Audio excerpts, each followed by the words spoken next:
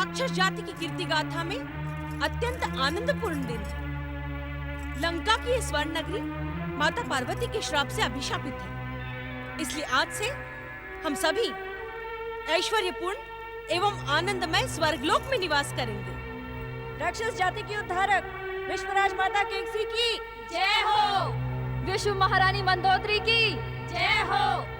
विश्व विजयी महाबली लंकेश्वर रावण की इंद्रजीत युवराज मेघनाथ की विश्व विजयी महाबली लंकेश्वर रावण की विश्व विजयी महाबली लंकेश्वर रावण की विश्व विजयी महाबली लंकेश्वर रावण की विश्वराज माता केकसी की जय। माता श्री, आपका परम प्रतापी पौत्र मेघनाथ इंद्रजीत बनने के साथ ही परम पिता ब्रह्मा जी का वरदान पाकर भी आया है। किंतु स्वर्ग के सिंहासन पर बैठना छोड़कर तुम लंका लौटकर कैसे आ गए विश्व विजयी रावण? मुझे अपमानित करने वाला दुष्ट इंद्र कहाँ है? तुम उसे मेरी चरण सेवा के लिए बांध कर लाने वाले थे। आपको अपमानित करने वाले इंद्र का हमने भयंकर अपमान किया पितामही। नागपाश में जकड़कर मैं उस दुष्ट को लंका ला रहा था, किंतु क्या इंद्रजीत, किंतु क्या? पिताश्री के आदेश से मैंने ब्रह्मदेव से एक बहुमूल्य वरदान प्राप्त कर उस दुष्ट देवराज इंद्र को मुक्त कर दिया। वरदान के लोभ में मेरे परम शत्रु दुष्ट इंद्र को मुक्त करवा के तुमने मेरा घोर अपमान किया है रावण। तुम मातृद्रोही है, मातृद्रोही।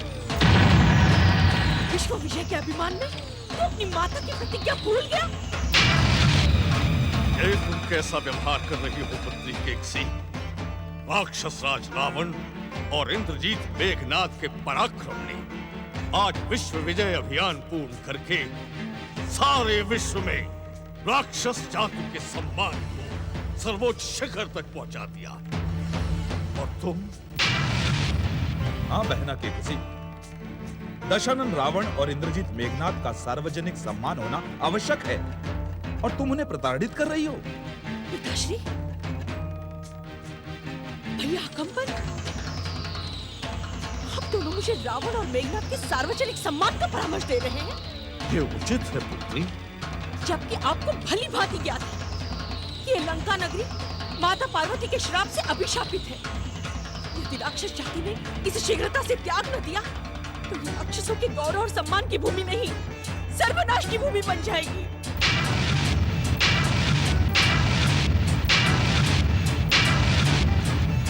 विश्व विजयी रावण, क्या तुम्हें ज्ञात है कि लंका की राक्षस जाति की ये प्रमुख नारियां यहाँ क्यों खड़ी हैं? क्यों माता श्री? क्योंकि यदि तुम्हारा मध्यम भाई कुंभकर्ण निद्रा से जाग गया होता तो अब तक इस अभिशापित लंका नगरी का हमने त्याग कर दिया होता। हाँ स्वामी, माता केकसी की आज्ञा पर हम सब स्वर्ग में निवास करने के लिए प्रस्थान करने ही वाले थे। मेरा निश्चय अटल होता है रावण। अब मैं अपने मातृद्रोही पुत्र के इस स्वर्ण लंका में एक क्षण भी नहीं रहूंगी। तुम्हें लेकर जो महत्वाकांक्षा है मैंने संजोई थी, वो सब तुमने नष्ट कर दी। माताश्री, माताश्री, माताश्री, माताश्री। बहन शूर्पणखा, तेरी ये दुर्दशा किसने की? भैया दशानन।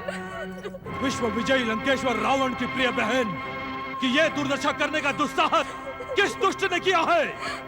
तू मुझे उसका नाम बता बहन, उसका नाम बता। पुत्री शूर्पणखा, तीनों लोकों में रावण की बहन के विरुद्ध आंख उठाने वाला दुष्ट कौन है? शीघ्र नाम बता उसका। नानाश्री। उस दुष्ट को यमलोक भेजने के लिए मेरी भुजाएं फड़क रही है बहन, उसका नाम बता। भैया, बाकी और लड़ाके तो भाई हैं, राम और लक्ष्मण। राम और लक्ष्मण? इन दिनों वे दंडक वन में वनवासी वेश बनाकर इस प्रकार रहते हैं जैसे दंडक वन उन्हीं की संपत्ति हो। तुम्हारा उनसे विवाद किस कारण हुआ पुत्री? उनके साथ एक अति सुंदर सीता नामक सुकुमारी नारी भी आई है। मैं उसी से मित्रता की इच्छा लेकर उनकी कुटिया के समीप गई। तब क्या हुआ बहन? राम के छोटे भाई दुष्ट लक्ष्मण ने उसे छल करने का दुस्साहस किया है। लक्ष्मण!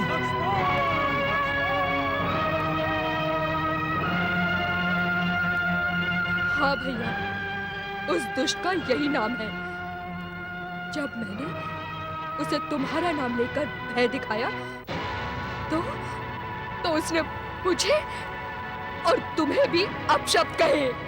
उस दुष्ट लड़के का ये दुस्साहस?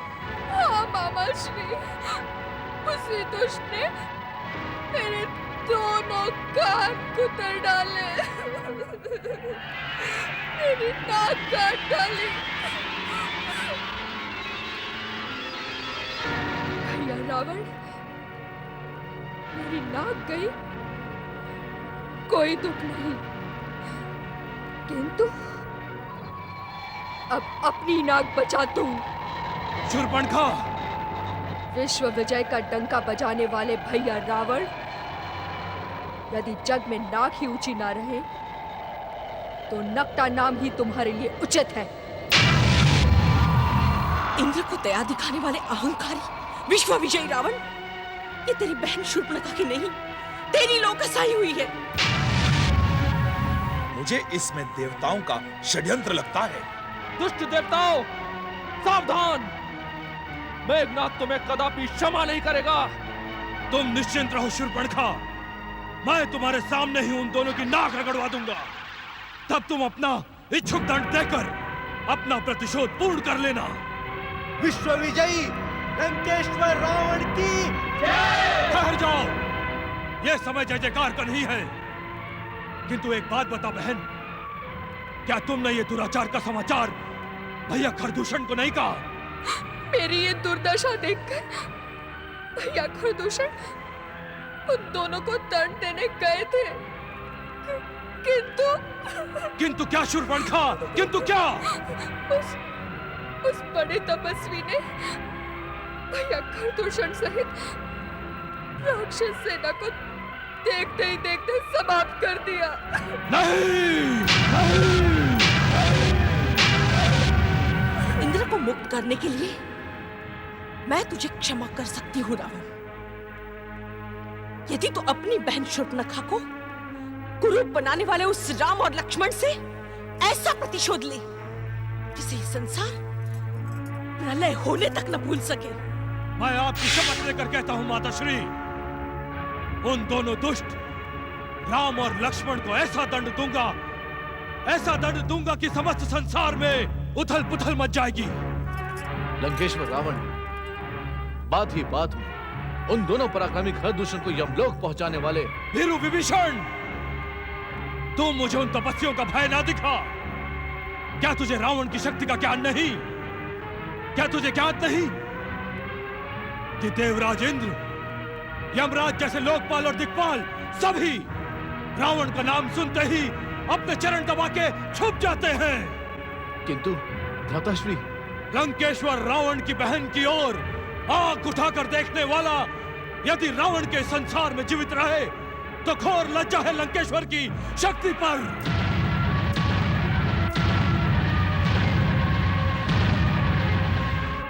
तुम धीरज रखो बहन, मैं इस क्षण दंडक वन को जाता हूं। मैं भी आपका साथ दूंगा पिताश्री। नहीं पुत्र इंद्रजीत, अब अपनी बहन का प्रतिशोध लेने रावण अकेला ही जाएगा। विश्व विजयी महापराक्रमी लंकेश्वर रावण की भय के बिना पीठ भी नहीं होती भैया लक्ष्मण। देखो,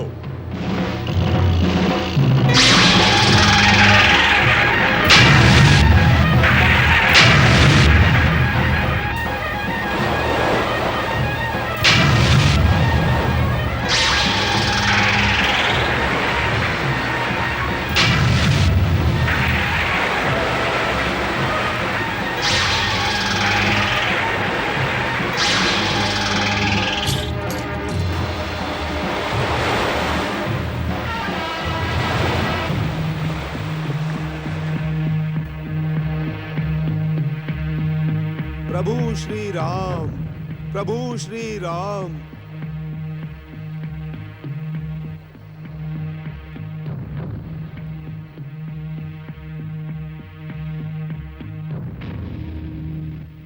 क्षमा क्षमा रघुकुल शिरोमणि श्री राम क्षमा। मैं तो मात्र सिंधु हूं, आप कृपा सिंधु हैं। प्रभु मैं तो केवल सागर हूं, आप दया के सागर हैं। मुझे क्षमा करें श्री राम, मुझे क्षमा करें। हे सागर राज, मुझे इन बहुमूल्य रत्नों की आवश्यकता नहीं है। आप कोई ऐसा मर्यादा पूर्ण उपाय बताएं जिससे वानरों की हमारी विशाल सेना समुद्र के उस पार लंका पहुंच सके। मर्यादा पुरुषोत्तम श्री राम, उपाय तो स्वयं आप है। आपकी कृपा से ही महावीर हनुमान एक ही छलांग में समुद्र लांघ गए। आपकी सेना में नल, नील नामक 2 वानर हैं, जिन्हें बाल्यकाल से ही एक ऋषि सेवा से वरदान मिला था कि वे राम नाम लिखकर जिस पत्थर को जल में छोड़ेंगे वो डूबेगा नहीं। नल नील के इस बांध की रचना में आपका ये सेवक सागर राज हर प्रकार की सहायता करेगा। प्रभु श्री राम। जय श्री राम।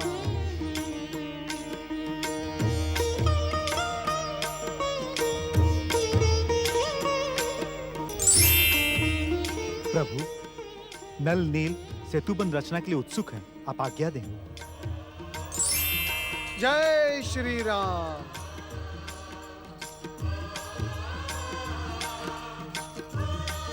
देवर्षि नारद को मेरा प्रणाम। हे कृपा सिंधु, दया सागर, मर्यादा पुरुषोत्तम श्री राम, आप लंकेश्वर रावण पर अपनी विजय सुनिश्चित करने के लिए सेतुबंध रचना से पूर्व देवादिदेव महादेव का शिवलिंग स्थापित कर भगवान भोलेनाथ का आह्वान करें और आप भगवान भोलेनाथ से आशीर्वाद एवं विजय का वरदान प्राप्त करें।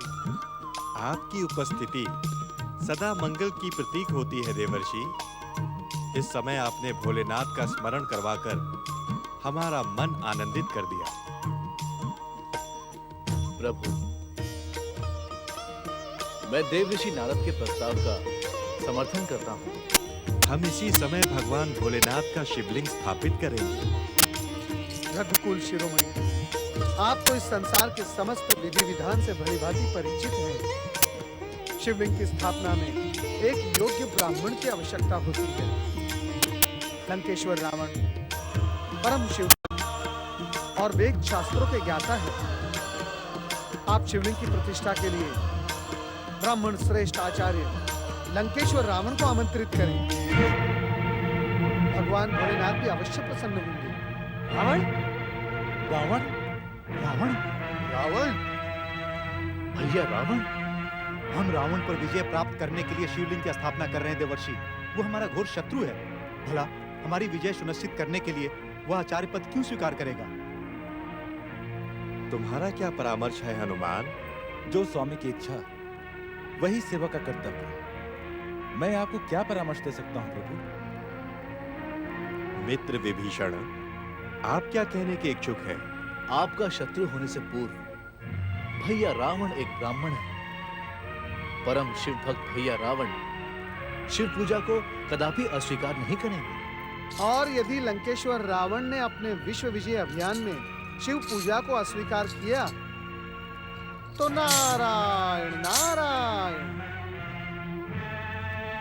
किंतु लंकेश्वर रावण को आमंत्रित करने कौन जाएगा? लक्ष्मण, शिव पूजा में आमंत्रण की नहीं, सूचना की आवश्यकता होती है। मैं यहीं से आचार्य पद के लिए लंकेश्वर रावण का आवाहन करता हूं।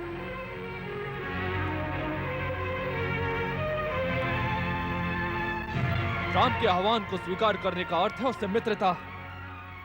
क्या हम बुआ श्री पर हुए अत्याचार को भूल सकते हैं? क्या खरदूषण काका श्री की हत्या का उत्तर है उस वनवासी राम के पास जो शिव पूजा हेतु आपका आह्वान कर रहा है? मुझे तो इसमें भी दुष्ट देवताओं का भयंकर षड्यंत्र लगता है। हम इस धूर्ततापूर्ण आह्वान को कदापि स्वीकार नहीं कर सकते।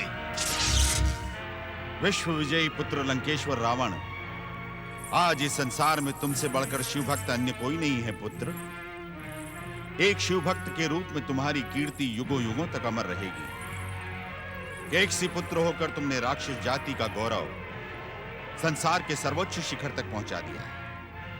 अब विशर्वा पुत्र बनकर श्री राम का आह्वान प्रस्ताव स्वीकार करो। श्री राम की शिव भक्ति के आचार्य बनकर शिवलिंग की स्थापना करो। शिव की कृपा प्राप्त करो। शिव कृपा तो रावण को प्राप्त है ही। शिव पूजा के आचार्य पद के लिए मेरे पुत्र रावण को दक्षिणा भी तो मिलेगी। अवश्य। रघुकुल की दक्षिणा तो विश्व विख्यात है। दक्षिणा में यदि मेरा पुत्र राम लक्ष्मण का जीवन मांग ले तो? एक ब्राह्मण पुत्र तथा शिव भक्त कदापि दक्षिणा नहीं मांग सकता, किंतु एक दैत्य पुत्री लोभ में पड़कर मांगी हुई दक्षिणा से अपना सर्वनाश कर सकती है। विश्रवा, मेरे क्रोध को मत ललकारो विश्रवा, अन्यथा परिणाम घातक होगा। भीरू विश्रवा, चले जाओ यहाँ से। मेरे विश्व विजयी पुत्र को देवताओं के षड्यंत्र में फंसाने आए हो ना तुम? तुम्हें मेरी शपथ है रावण, इनके षड्यंत्र में कदापि न फंसना, अन्यथा अपनी वीरता को कलंकित करोगे। पुत्र रावण, हमें तुम्हारे उत्तर की प्रतीक्षा रहेगी। असंभव पिताश्री, असंभव। अपने घोर शत्रु के आवाहन को रावण स्वीकार करे, यह सर्वदा असंभव है। क्यों अपने सर्वनाश की इच्छुक हो रावण? देवी सीता का हरण करके तुमने अपने सर्वनाश को निमंत्रण दिया है। अब श्री राम का निमंत्रण स्वीकार कर भगवान शिव की कृपा से अपना कल्याण करो पुत्र। यदि तुमने इस लंका भूमि से इसी क्षण प्रस्थान नहीं किया तो परिणाम तुम्हारे हित में नहीं होगा विश्रमा। एक ऋषि परिणाम से भयभीत नहीं होता, उसे शिव कृपा पर विश्वास होता है। सावधान! ऐसा प्रतीत होता है कि श्री राम के द्वारा ही माता पार्वती का दिया हुआ शाप पूर्ण होगा।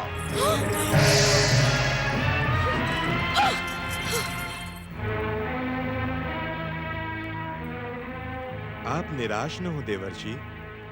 ये तो पूर्व निश्चित था कि लंकेश्वर रावण हमारा आह्वान कदापि स्वीकार नहीं करेंगे। शिव शिव शिव शिव शिव शिव शिव शिव शिव शिव पूजन के लिए आचार्य पद का आमंत्रण ठुकराने वाला शिव भक्त कैसे हो सकता है? देवर्षि, आपने ही कृपा करके हमें आचार्य पद के लिए लंकेश्वर रावण का नाम सुझाया था। अब आप ही कृपा करके दूसरे योग्य आचार्य का नाम बताएं। हर हर महादेव।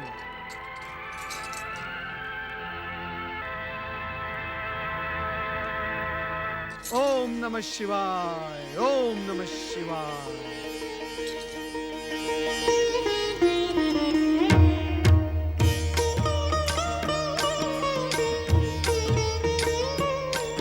किसे ढूंढ रहे हैं देवर्षि? नारायण नारायण। भगवान भोलेनाथ ने मुझे प्रेरणा दी है कि श्री राम का मंगल कार्य करने वाला योग्य आचार्य यहीं पर उपस्थित है, जिसके मस्तक पर भगवान भोलेनाथ का प्रतीक त्रिपुंड सुशोभित है। हर हर महादेव।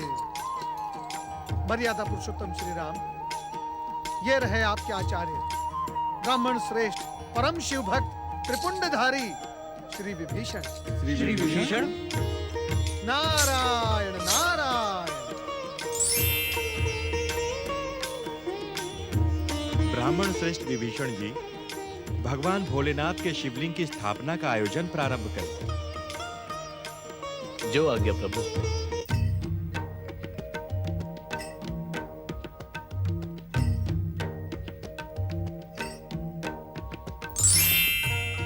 ओम नमः शिवाय। भोलेनाथ, मैंने आपकी कृपा का आभास पाकर ही ऋषि विश्रवा के पुत्र विभीषण का नाम श्री राम को शिव पूजन के लिए सुझाया है। कहीं ये कार्य मैंने अनुचित तो नहीं किया ना भोलेनाथ? नारद, जो कार्य हमारी प्रेरणा से किया गया वो अनुचित कैसे हो सकता है?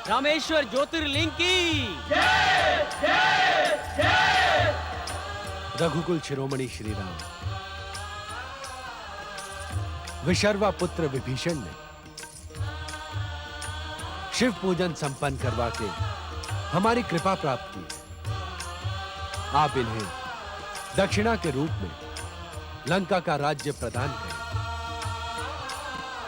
इनके लंकेश्वर बनने में अब अधिक समय शेष नहीं। ओम नमः शिवाय, ओम नमः शिवाय। भोलेनाथ, सचमुच आपकी लीला अद्भुत है। आप घटनाओं को ऐसे मोड़ देते हैं कि बुद्धि चकरा जाती है।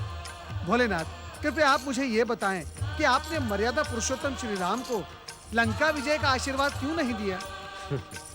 देवर्षि, आप कभी-कभी बालक से भी अधिक जिज्ञासु होकर बाल सुलभ प्रश्न पूछते हैं। लंका विजय की संभावना के बिना श्री राम विभीषण को लंका का राज्य दक्षिणा में किस प्रकार प्रदान करेंगे?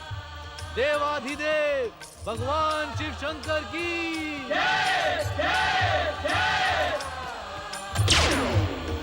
जब संकट पड़ने पर शिव के भक्त जनों ने पुकारा, जब संकट पड़ने पर तब तब ज्योतिर्लिंग में पधारे अजर अमर शिव शंकर। अजर अमर शिव शंकर, अजर अमर शिव शंकर, अजर अमर शिव शंकर, अजर अमर शिव शंकर, अजर अमर शिव शंकर, अजर अमर शिव शंकर, अजर अमर शिव शंकर, अजर अमर शिव शंकर।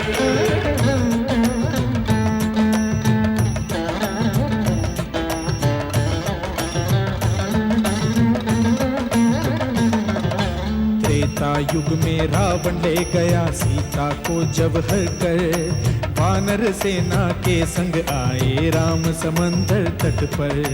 बना के शिवलिंग जाप किया तो शिव शंकर जी प्रकट हुए, प्रेम से पुरुषोत्तम से बोले वर मांगो तुम मुझसे प्रिय। कहा राम ने सर्वप्रथम मैं आपको शीश नवाऊं, दीजिए वर ये कि रावण पे विजय श्री मैं पाऊं। विजय अवश्य तुम्हारी होगी कह भोले मुस्काए, दक्षिण दिशा में होके स्थापित रामेश्वर कहलाए।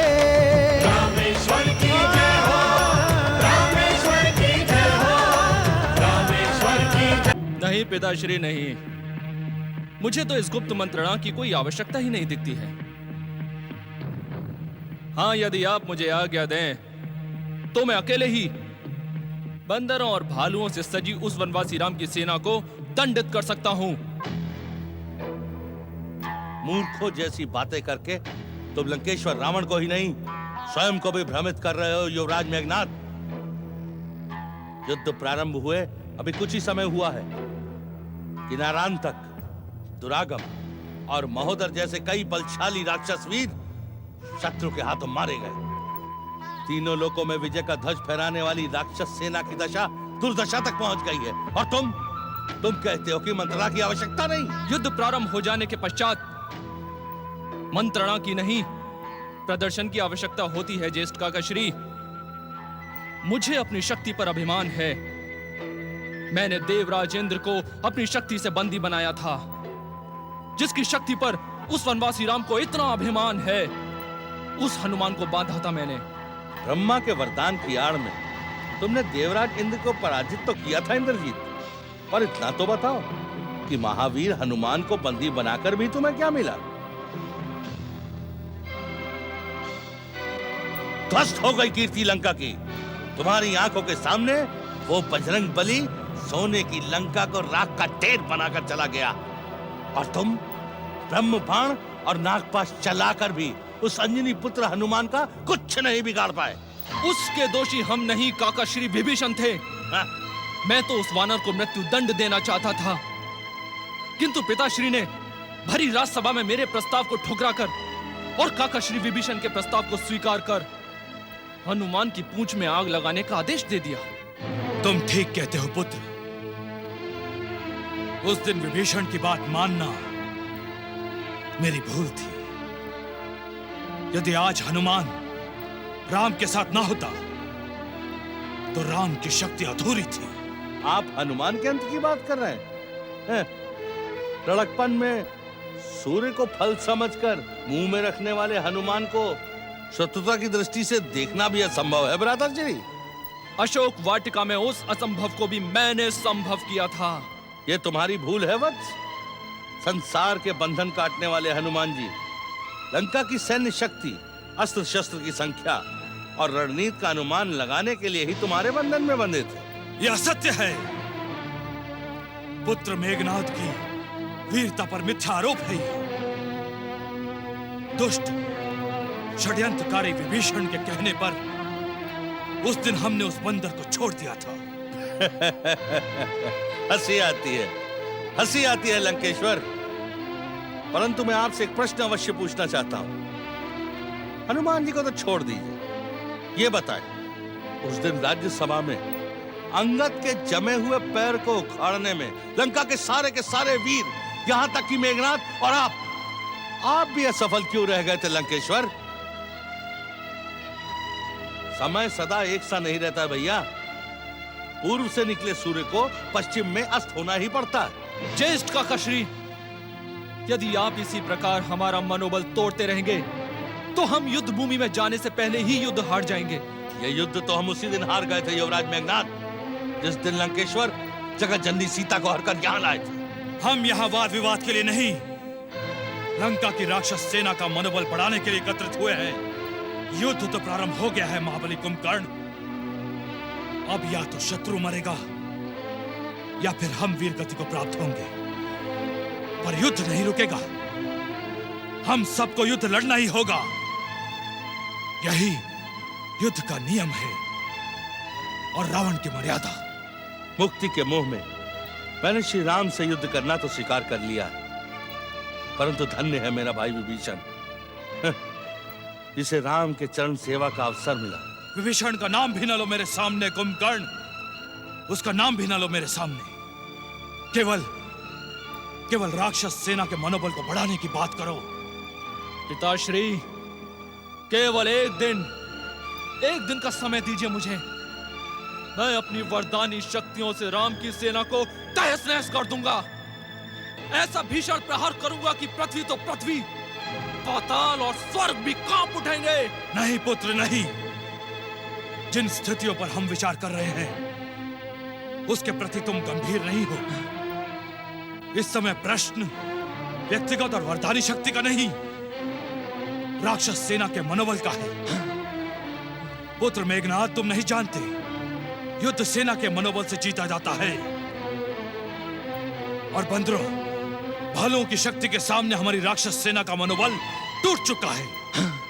इन परिस्थितियों में राक्षस सेना का मनोबल बढ़ाने के लिए यही उचित होगा कि आप सह्याद्री के दैत्यराज भल्ला तक से सैन्य सहायता प्राप्त करें। हाँ, ये तुमने अच्छा सुझाव दिया कुंभकर्ण। दैत्यराज के सैनिक पहाड़ों और जंगलों में रहने के अभ्यस्त हैं।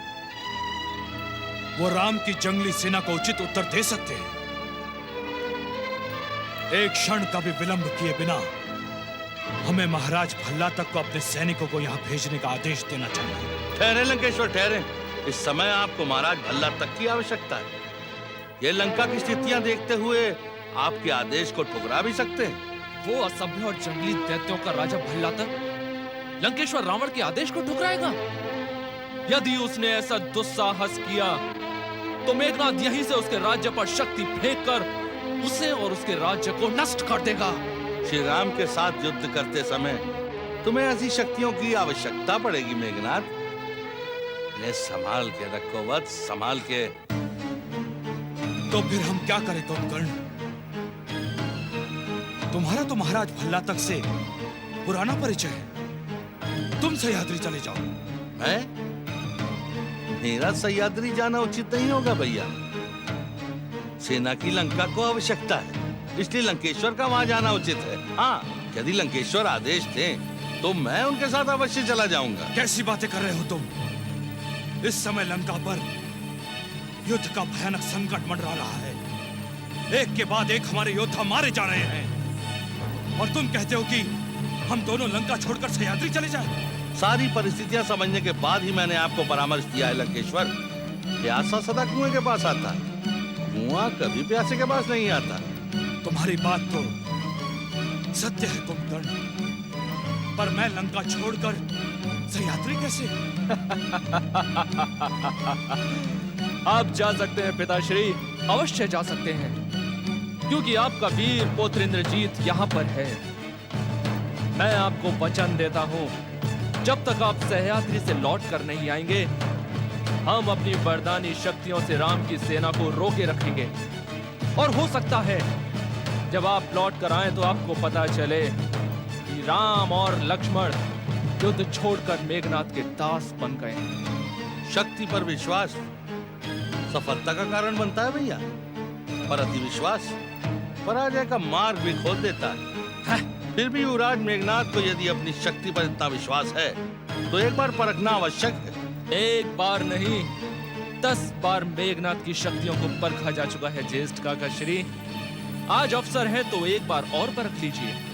ठीक है मेघनाथ, हम युद्ध का नेतृत्व तुम्हें सौंपते हैं।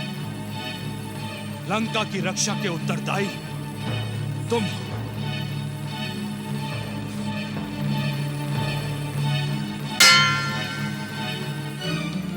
लंकेश्वर की जय हो।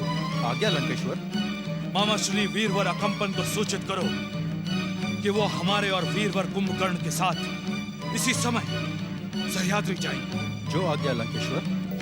सह्याद्री नरेश दैत्यराज भल्ला तक की। सह्याद्री नरेश दैत्यराज भल्ला तक की। सह्याद्री नरेश दैत्यराज भल्ला तक की। दैत्यराज भल्ला तक की जय हो। लंका का राजदूत आपकी सेवा में उपस्थित होना चाहता है। उसे आदर सहित भीतर ले आओ। जो आज्ञा महाराज।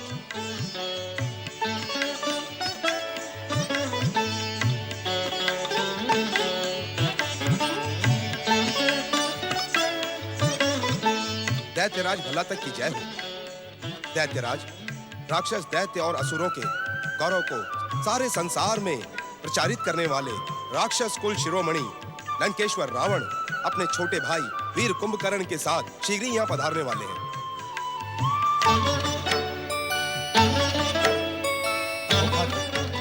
अहोभाग्य लंकेश्वर रावण और वीर कुंभकर्ण के सह्याद्री पधारने की सूचना देकर तुमने हमें प्रसन्न कर दिया है।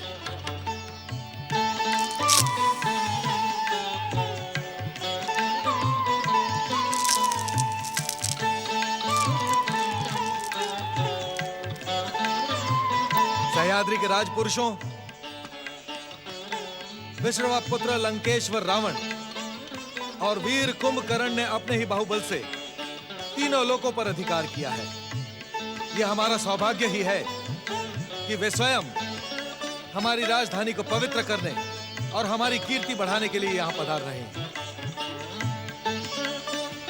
हम लंकेश्वर रावण और वीर कुंभकर्ण के भव्य स्वागत का आदेश देते हैं। सह्याद्री नरेश दैत्यराज भल्ला तक की।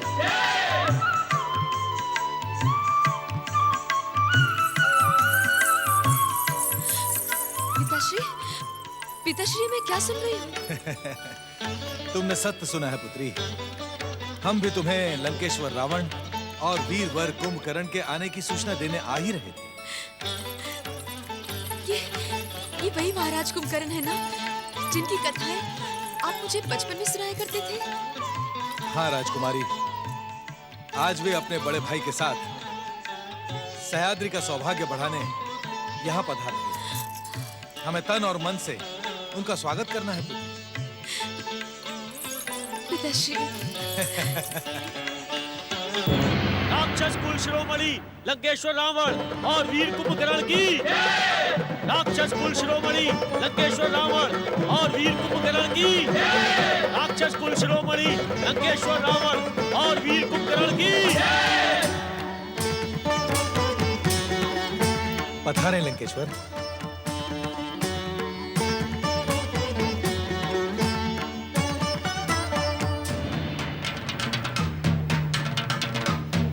आइए पधारिए। आइए।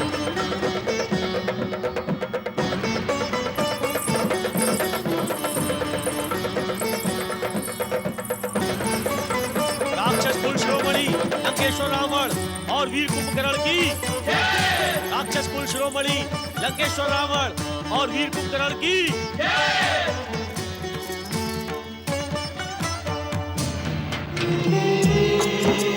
लंकेश्वर की जय हो। दैत्यराज भल्लातक की पुत्री राजकुमारी करकटी आपका स्वागत करने पधारी है लंकेश्वर।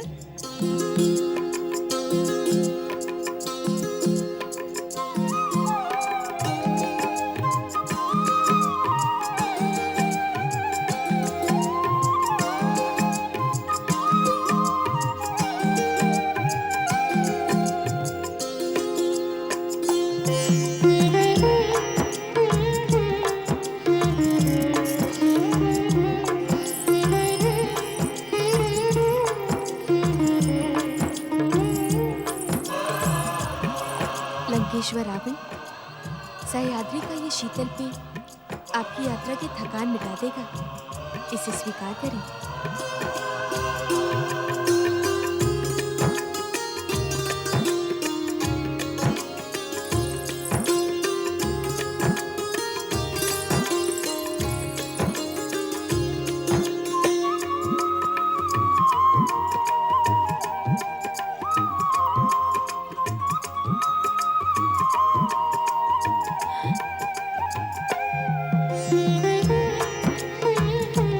लगता है आपकी प्यास शांत नहीं हुई। ये प्यास कभी शांत नहीं होगी राजकुमारी, और मैं इस प्यास को शांत करना भी नहीं चाहता। बस समय की गति यहीं रुकी रहे।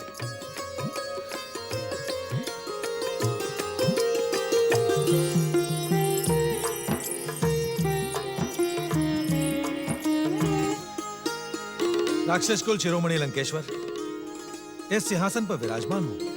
नहीं महाराज, ये सिंहासन आपका है। हमारा जो कुछ भी है वो आपका भी है लंकेश्वर। तो फिर ठीक है, हम दोनों साथ साथ इस सिंहासन पर विराजमान होंगे महाराज भल्लातक। नहीं नहीं लंकेश्वर, हम स्वयं को आपके साथ बैठने योग्य नहीं समझते। सारा संसार आपके पराक्रम से मुग्ध है लंकेश्वर। हम तो केवल आपकी सेवा में खड़े रहना चाहते हैं। विनम्रता और सहजता तो कोई महाराज अल्लाह तक से सीखे।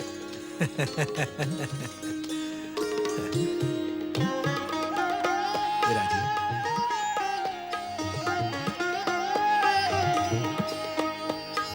लंबे समय बाद आपको देखने का अवसर मिला है वीरवर कुंभकर्ण। हम प्राय आपकी वीरता की चर्चा किया करते थे। हमारी पुत्री राजकुमारी करकटी तो वर्षों से आपको देखने के साथ लिए बैठी है। हम जब भी आपकी वीरता की चर्चा किया करते तो वो उत्सुक होकर एक के बाद एक प्रश्न करती है। तो यूं समझ लीजिए, देवयोग से राजकुमारी करकटी के प्रश्नों का और उनकी जिज्ञासा का समाधान करने ही हम यहाँ आए। सत्य वचन, दैत्य जाति के आराध्य देवादिदेव महादेव की कृपा से ही आप जैसे परम शिव भक्तों के चरण आज हमारी भूमि पर पड़े हैं। इस समय राजकुमारी करकटी की प्रसन्नता का अनुमान लगाना असंभव है। एक बात कहूं महाराज भल्लातक, आपने राजकुमारी करकटी के साथ बहुत अन्याय किया है। ये आप क्या कह रहे हैं वीरवर? जब राजकुमारी के भीतर मुझसे मिलने की इतनी इच्छा थी तो आप इनको लेकर के लंका क्यों नहीं आए? करकटी के हट के कारण हमने कई बार लंका आने का कार्यक्रम बनाया था, परंतु हर बार कार्यक्रम स्थगित करना पड़ा। ऐसा क्यों महाराज? हमें पता चला कि ब्रह्मा जी के वरदान के कारण आप 6 माह सोते रहते हैं। आपकी नींद में विघ्न न पड़े इसलिए हमने अपना कार्यक्रम स्थगित कर दिया। दैत्यराज भल्लातक, इस समय हम एक आवश्यक कार्य से सह्याद्री आए हैं। हम तो यही समझते हैं लंकेश्वर कि हमारी कीर्ति बढ़ाने के लिए ही आप सह्याद्री पधारे। फिर भी आपके सह्याद्री पधारने के कारण का अनुमान हम लगा सकते हैं, परंतु इस बात पर चर्चा हम आपका भरपूर स्वागत करने के बाद ही करेंगे। सह्याद्री के राजपुरुषों, इस समय हम अपनी प्रसन्नता को शब्दों में व्यक्त नहीं कर सकते। जिसने अपनी वीरता और पराक्रम से केवल पृथ्वी लोक ही नहीं, स्वर्ग लोक, पाताल लोक, यम लोक, नाग लोक और वरुण लोक, हर लोक पर अपना अधिकार किया है, वे लंकेश्वर रावण और वीरवर कुंभकर्ण आज हमारे बीच हैं। आप सब सच्चे मन से राक्षस जाति के हित चिंतक लंकेश्वर रावण की जय जयकार करें। राक्षस कुल शिरोमणि लंकेश्वर रावण की, राक्षस कुल शिरोमणि लंकेश्वर रावण की। मैं इस प्यास को शांत भी नहीं करना चाहता राजकुमारी। मैं तो चाहता हूं कि समय की गति यूं ही रुकी रहे, आप मुझे देखती रहें और मैं यूं ही शीतल पेय पीता रहूं। आप देखती रहें, मैं पीता रहूं।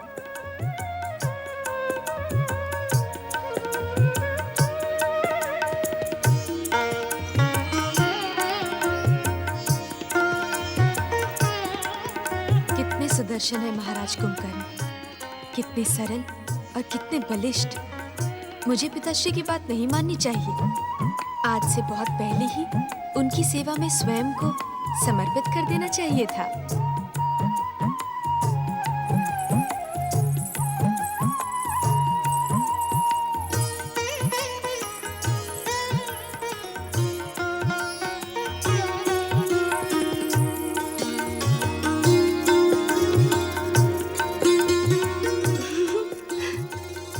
आप जिनके विचारों में खोई है ना राजकुमारी, वे है ही ऐसे। हर कन्या उन्हें देखकर अपनी सुध बुध भुला देती है। तुम किसकी बात कर रही हो रक्तांबरी? उन्हीं की, जिन्हें देखकर हमारी राजकुमारी की सुध बुध खो गई। हमसे ना छुपाओ राजकुमारी, हमने तो राजसभा में ही आपके समर्पण को पहचान लिया था। तुम बहुत चतुर हो गई हो रक्तांबरी। इसमें चतुराई क्या है राजकुमारी?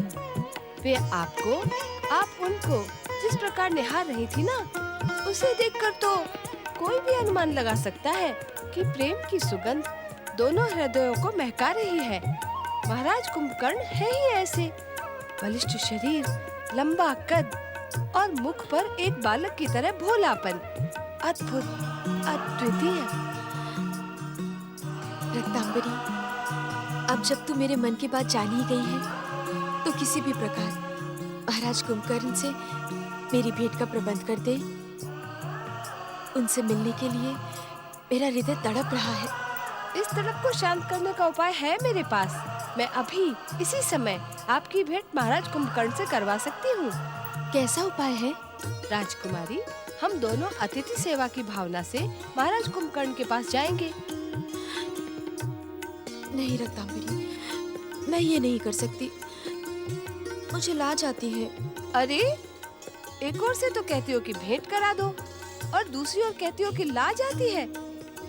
आपको अपनी लाज को तो त्यागना ही पड़ेगा राजकुमारी। तू समझ नहीं रही है रक्तांबरी। यदि मैं राजमहल में उनसे मिलूंगी तो लोग चर्चा करेंगे। मैं तो उनसे एकांत में मिलना चाहती हूँ, अपने मन की कहना चाहती हूँ और उनके मन की सुनना चाहती हूँ। पर वे क्या एकांत में मिलने का प्रस्ताव स्वीकार करेंगे? करेंगे क्यों नहीं? तूने ही तो कहा था, प्रेम के फूल की सुगंध आप दोनों को महका रही है। तू बस मेरा एक काम कर, तू उनकी सेवा में प्रस्तुत हो जा और अवसर मिलते ही मेरा निवेदन दे देना। जैसी राजकुमारी की आज्ञा। आपकी कृपा से मुझे महाराज की सेवा में जाने के साथ साथ अपनी चतुराई दिखाने का अवसर भी मिल जाएगा।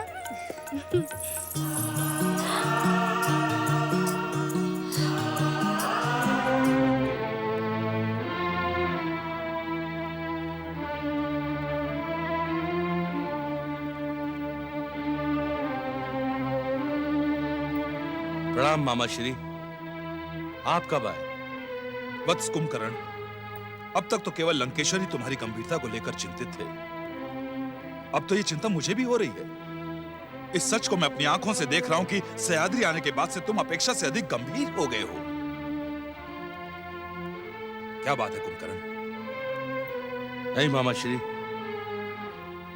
ऐसी कोई बात नहीं। केवल कुछ समय के लिए अकेला रहना चाहता हूं। मन अशांत है। अशांति का कारण क्या है कुंभकर्ण? कारण मैं आपको नहीं बता सकता मामा श्री, परंतु ये वचन देता हूं कि कुछ समय बाद मैं लंकेश्वर भैया रावण से अवश्य भेंट करूंगा। अब आप मुझे अकेला छोड़ दें।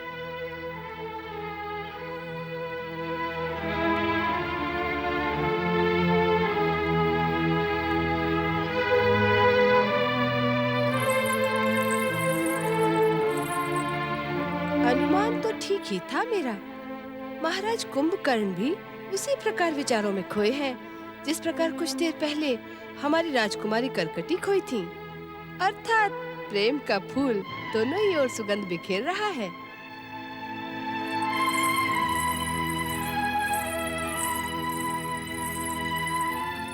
कुंभकर्ण महाराज की जय हो।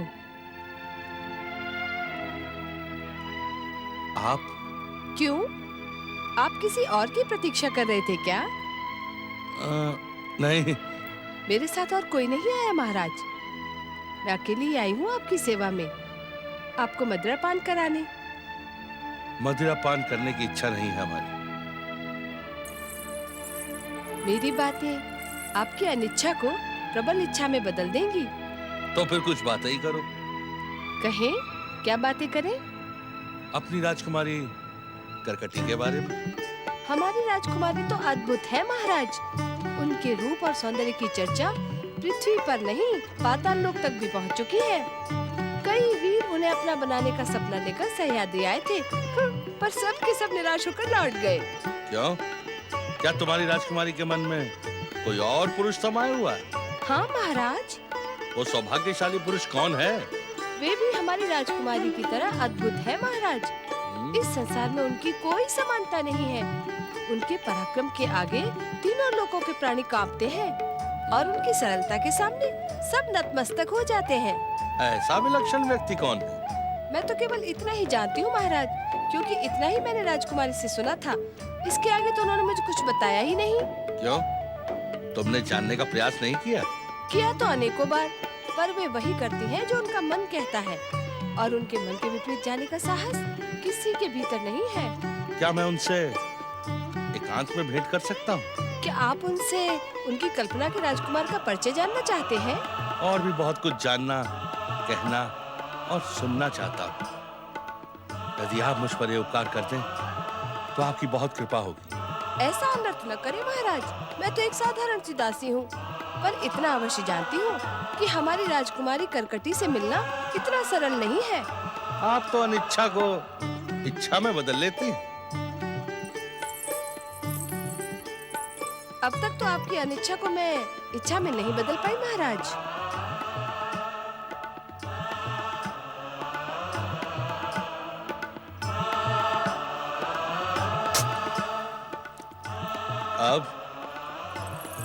अब तो प्रयास करना ही होगा, और भेंट हो या ना हो, ये तो राजकुमारी की इच्छा पर ही निर्भर करता है। वैसे मुझे उनसे भय बहुत लगता है। आपको भयभीत होने की कोई आवश्यकता नहीं। मैं जानता हूँ हमारी भेंट का प्रस्ताव सुनकर राजकुमारी करकटी प्रसन्न हो जाएंगी। यदि आपको अपनी बात पर इतना ही विश्वास है, तो संध्या काल में राजमहल के पीछे वन प्रदेश में आ जाइएगा।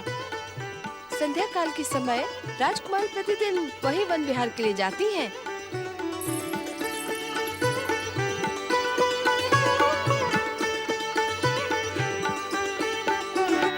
तेरी चतुराई तो प्रशंसा योग्य है रक्तांबरी,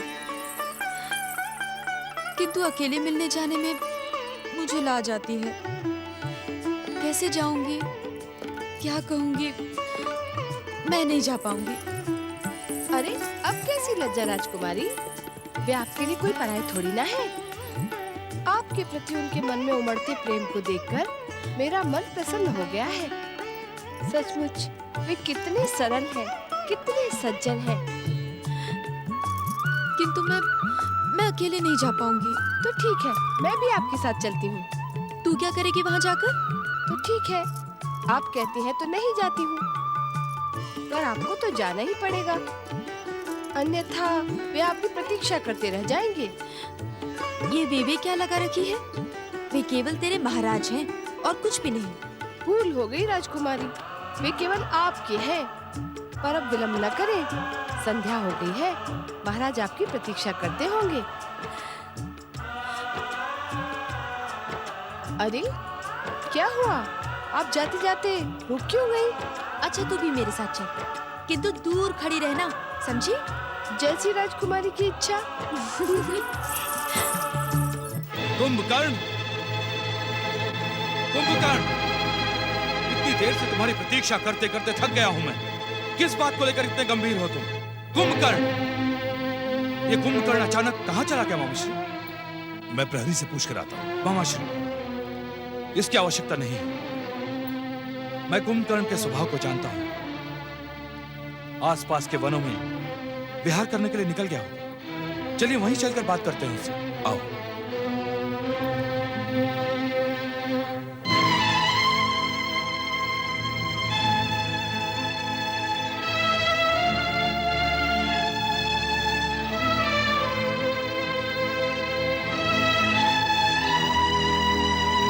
क्या बात है? राजकुमारी अभी तक आई क्यों नहीं? दासी ने तो कहा था कि वो प्रतिदिन संध्या काल को यहीं आती है। क्या उन्होंने मेरे प्रस्ताव को स्वीकार नहीं किया? क्या मुझसे उनके प्रेम को पहचानने में कोई भूल हो गई? क्या उनकी कल्पना में कोई दूसरा पुरुष है? राक्षस वीर कुंभकर्ण, जब से तुम यहां आए हो, तुमने अपनी वीर राक्षसी स्वभाव को छोड़कर गंभीरता और उदासी को अपना लिया है। जिस उद्देश्य से हम यहां आए हैं, उसमें तुम्हारी तनिक भी रुचि दिखाई नहीं पड़ती। यदि ऐसा ही था, तो लंका से हमारे साथ यहां आने की आवश्यकता ही क्या थी? भैया लंकेश्वर, मैंने मामाश्री से निवेदन किया था कि मन की अशांति दूर होते ही मैं स्वयं आपकी सेवा में आ जाऊंगा। मैं भी लंबे समय से प्रतीक्षा कर रहा था। क्या बात है कुंभकर्ण, तुम्हारा मन किस कारण अशांत है?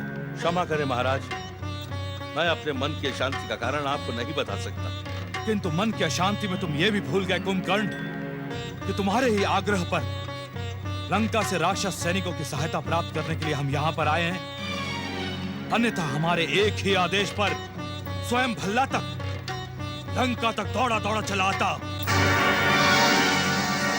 राक्षस सैनिकों की आवश्यकता हमें है लंकेश्वर, महाराजा भल्ला तक को नहीं। जिसे आवश्यकता होती है उसे ही याचक बनकर जाना होता है। लंकेश्वर रावण का आदेश सारा संसार मानता है। देव, दानव, मानव, किन्नर, गंधर्व और ग्रह नक्षत्र तक रावण के सामने मस्तक झुकाते हैं। फिर भल्ला तक तो हमारी जाति का है। हमारी सहायता करना उसका धर्म है। धर्म को धर्म की मर्यादा में ही रहने दो भैया। उत्तेजना और अहंकार धर्म को अधर्म बना डालता है। जब महाराज भल्ला तक स्वयं इस बात का संकेत दे रहे हैं कि स्वागत सत्कार करने के बाद वे आपके साथ राजकाज पर चर्चा करेंगे, तो तनिक धैर्य धारण करें। नहीं, नहीं, नहीं, नहीं, नहीं। धैर्य और प्रतीक्षा रावण का स्वभाव नहीं। जो वस्तु रावण को नहीं मिलती, रावण उसे छीन लेता है। शांत हो जाओ भांजे, शांत हो जाओ। शांति और धीरज के साथ बहुत कुछ देख लिया मामाश्री। अब तो रावण के प्रचंड क्रोध के प्रचंड प्रदर्शन का समय आ रहा है। कुंभकर्ण की बात मानकर हमने बहुत बड़ी भूल की, पर अब और इसी समय उस भूल को सुधारा जाएगा। मामाश्री, अभी और इसी समय भल्ला तक को बात का पतंगड़ ना बनाओ भैया। मुझे महाराज भल्ला तक पर पूर्ण विश्वास है, वे हमें निराश नहीं करेंगे। उनकी सैन्य शक्ति पाकर लंका के राक्षसों का मनोबल आसमान को छूने लगेगा। तब वनवासी राम को परास्त करना हमारे लिए सरल और सहज हो जाएगा। कुछ समय तो प्रतीक्षा करो भांजे। एक सीमा तक की प्रतीक्षा की जा सकती है मामाश्री। उसके बाद रावण अपने स्वभाव अनुसार ही बात करेगा। तब यह भल्ला तक भी रावण का आदेश एक सेवक के समान मानेगा। चलिए मामाश्री।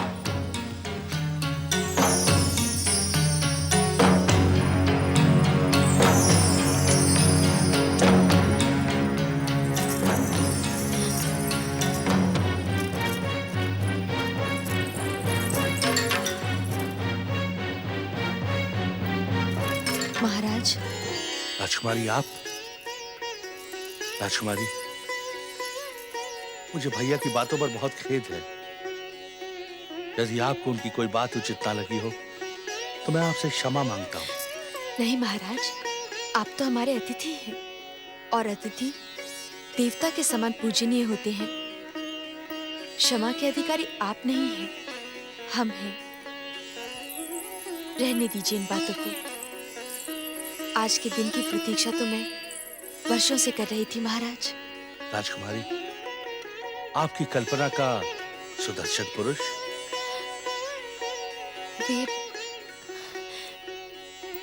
वे आप ही हैं महाराज। नारायण नारायण। बचपन से ही पिताश्री से आपके पराक्रम की कथाएं सुना करती थी और उन्हीं कथाओं को सुनकर मैंने स्वयं को आप पर समर्पित कर दिया था। राजकुमारी, आपको देखकर मुझे भी ऐसा ही लगा था, परंतु मैं आपसे क्षमा चाहता हूँ राजकुमारी। मैं अपने आप को आपके योग्य नहीं समझता। ये आप क्या कह रहे हैं महाराज? आपके इस विचार का कारण? कारण है ब्रह्मा जी का वरदान। इस वरदान के कारण मैं 6 मास तक सोता रहता हूँ। मुझे सोता हुआ देखकर आप ना जाने हृदय में क्या सोचेंगी राजकुमारी। आप इस बात की चिंता ना करें महाराज। चिंता कैसे ना करूं राजकुमारी? प्रेम में स्वार्थ नहीं होता। अपने सुख के लिए आपके हृदय को दुख पहुंचाऊं, ये तो अनुचित है राजकुमारी। मैंने आपसे कहा ना, आप इस बात की चिंता ना करें। मैं आपको अपने साथ जागने के लिए विवश कर ही दूंगी। आइए प्रस्थान करें। देवर्षि, जो मैं देख रहा हूं, क्या आपने भी वही देखा? नारायण नारायण। भला भगवान भोलेनाथ की कृपा से जो तुम्हें दिख रहा है वो मुझे क्यों नहीं दिखाई पड़ेगा? देवर्षि, मैं अपने जीवन में पहली बार राक्षस और असुरों को इस प्रकार प्रेम की हंसी हंसते देख रहा हूं। क्या हम ये समझ लें कि ये क्रूर और दुष्ट राक्षस अपना स्वभाव छोड़कर प्रेममय बन गए हैं? नारायण नारायण। देवराज, जब आप देवता प्रेम के परम मूल्य को त्याग कर स्वार्थ और रास रंग में लिप्त रहने लगे हैं, तो भला भगवान भोलेनाथ की कृपा से प्रेम अपना पांव कहीं न कहीं तो पसारेगा ना देवराज? देवर्षि, कभी कभी तो हमें प्रसन्न हो लेने दिया करें। नारायण नारायण। अवश्य देवराज, अवश्य। आपको प्रसन्न होने का पूर्ण अधिकार है, परंतु आपकी ये प्रसन्नता कुछ ही क्षणों के लिए स्थायी है। जब तक ये प्रेम में दृश्य दिखाई पड़ेंगे, तब तक रावण और कुंभकर्ण जैसे महायोद्धा भूलकर भी स्वर्ग पर आक्रमण नहीं करेंगे। देवराज, ये शुभ समाचार आप देवी शची और अन्य देवताओं को दे सकते हैं। ओम नमः शिवाय।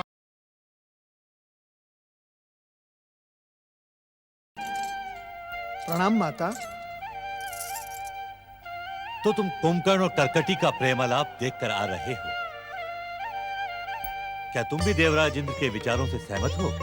नारायण नारायण। क्षमा करे परमपिता, परंतु क्या करूं? हमारे प्रिय देवराज के विचार व्यक्तिगत स्वार्थ से ऊपर उठ ही नहीं सकते। कुंभकर्ण और कर्कटी का प्रेमालाप देखते ही हमारे देवराज के हृदय पर सांप लौटने लगे। क्या करूं? परंतु राक्षस और असुर जातियां मनुष्य और देवताओं के समान प्रेम नहीं करती। देवी सरस्वती, कुंभकर्ण और रावण अपने कर्मों से राक्षस अवश्य हैं, परंतु जन्म और धर्म से विशुद्ध ब्राह्मण और मानव हैं। उनके भीतर सप्तर्षियों में से एक ऋषिवर पौलस्त्य का रक्त है। नारायण नारायण। परमपिता, इतने श्रेष्ठ कुल में जन्मा मानव, वो भी ब्राह्मण, क्या ऐसे क्रूरता के भयानक काम कर सकता है? अभिमान और अहंकार मनुष्य के विवेक को हर लेता है नारद। रावण ने जो कुछ भी किया वो अपने अभिमान और अहंकार को संतुष्ट करने के लिए ही किया है। क्षमा करें ब्रह्मदेव, लंकेश्वर रावण के इस अभिमान और अहंकार के पीछे कहीं आपका वरदान प्रभावी तो नहीं है? तुम्हारा प्रश्न सत्य है, ये सच है कि रावण ने मेरे वरदान का दुरुपयोग किया है। वो मेरे वरदान की आड़ में एक के बाद एक विजयशी प्राप्त करता गया, परंतु उसे यह सोचने का अवसर कभी नहीं मिला कि विजय उसके पुरुषार्थ की नहीं अपितु मेरे वरदान की है। परंतु परमपिता, आपने रावण को कभी इस सत्य का आभास कराने का प्रयास क्यों नहीं किया? प्रयास करने से भी कोई लाभ नहीं होता नारद। रावण के मन में बात दृढ़ता से बैठ चुकी है कि उसकी विजय उसके पुरुषार्थ का परिणाम है। परंतु परमपिता, कुंभकर्ण और कर्कटी के मध्य जन्मे इस प्रेम का परिणाम क्या होगा? जब लंका पर पराजय और नष्ट होने के बादल मंडरा रहे हों, तब कुंभकर्ण और कर्कटी का प्रेम सफल होगा। और क्या इस प्रेम का परिणाम देखने के लिए रावण और कुंभकर्ण जीवित बचेंगे? हम तुम्हारे पहले प्रश्न का उत्तर तो दे सकते हैं देवी, परंतु तुम्हारे दूसरे प्रश्न का उत्तर देकर हम भविष्य में हस्तक्षेप नहीं करना चाहते। कुंभकर्ण और कर्कटी का प्रेम केवल प्रेम ही नहीं रहेगा।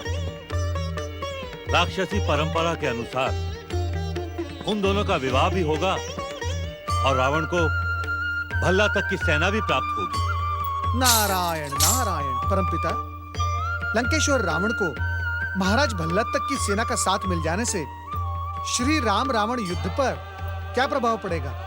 दोनों सेनाओं के बीच भीषण युद्ध होगा। हम इस समय इससे अधिक कुछ नहीं कह सकते, और इससे अधिक तुम्हें जानने की आवश्यकता भी नहीं है नारद।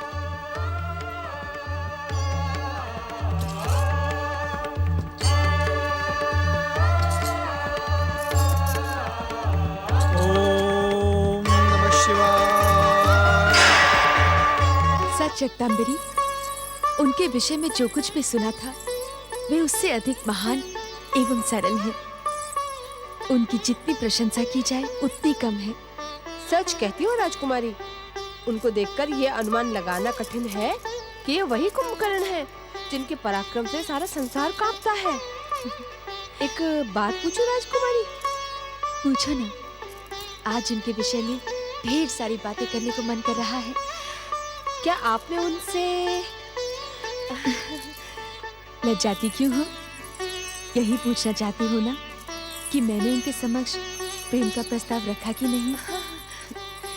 मैंने उनके समक्ष केवल प्रेम का प्रस्ताव ही नहीं रखा, मैंने तो स्वयं को उनके चरणों में समर्पित कर दिया है, और उन्होंने भी मेरे निवेदन को स्वीकार कर लिया है।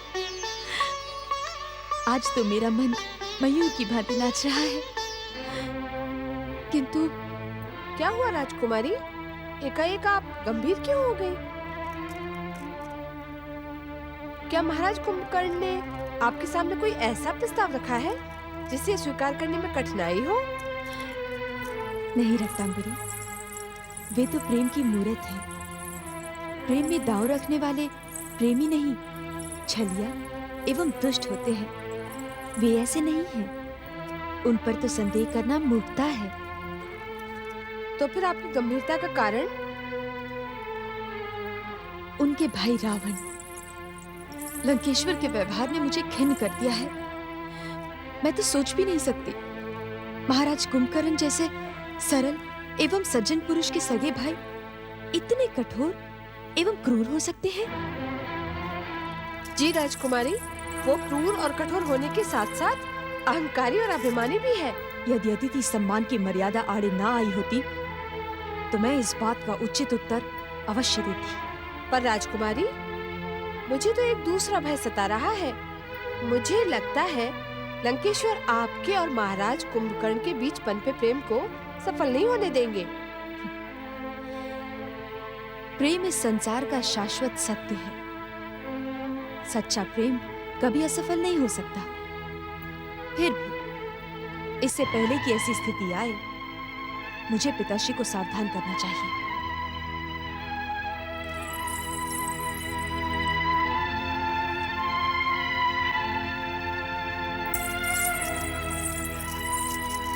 प्रणाम पिताश्री।